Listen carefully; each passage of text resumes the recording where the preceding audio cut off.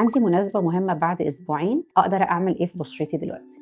أهم حاجة في السؤال ده إن إحنا نبقى عارفين حاجتين مهمين. إيه نوع المناسبة اللي عندنا؟ هل لو هي خطوبتي، فرحي، حاجة مهمة، بليز ما تعمليش ولا بوتوكس ولا تعملي أي ليب فيلرز أو تعملي أي حاجة تغير في شكلك، لأن ممكن تبقي الشكل اللي يطلع ما يبقاش عاجبك، وده هيبقى ساعتها irreversible. لكن لو مناسبة لذيذة، خطوبة صاحبتي، فرح حد قريب بالنسبة لي، في حاجات كتيرة قوي ممكن تتعمل، أو على حسب أنا بشرتي محتاجة إيه. حاسة إن أنا عندي مشكلة في الألوان، ممكن أعمل بيلينج. حاسة إن أنا عندي أي مشاكل في البهتان والنضارة وعايزة الحتة دي، ممكن أجو فور ديرما بان وبتبقى خفيفة. لو عندي مشكلة، حاسة البارير بتاع البشرة بتاعي، أو بحس إن أنا بحط مرطبات كتير ولسه بشرتي مش أحسن حاجة، بقدر إن أنا أعمل السكين بوستر، وممكن أعمل كومباينيشن بين السكين بوستر مع الديرما بان، بيبقى النتيجة بتاعتهم خطيرة، وبسميهم الساندويتش تكنيك. عندنا ممكن لو أنا حد اوريدي متعود إنه يعمل بوتوكس، البوتوكس من الحاجات اللي بتدي ريلاكسد فيس وبتدي فريش لوك وبتبقى شكلها حلو جدا. في نفس الوقت في خلال الأسبوعين هيبقى عندك التايم إن أنت تعملي التاتش اب بتاعك وتظبطي كل حاجة فيه. في حاجات كتيرة قوي، بس it depends على إيه اللي إحنا عندنا مشكلة. أنا ما عنديش أي مشاكل والدنيا لذيذة، خلاص بعمل سكين بوستر جلسة خفيفة مع ديرما بان،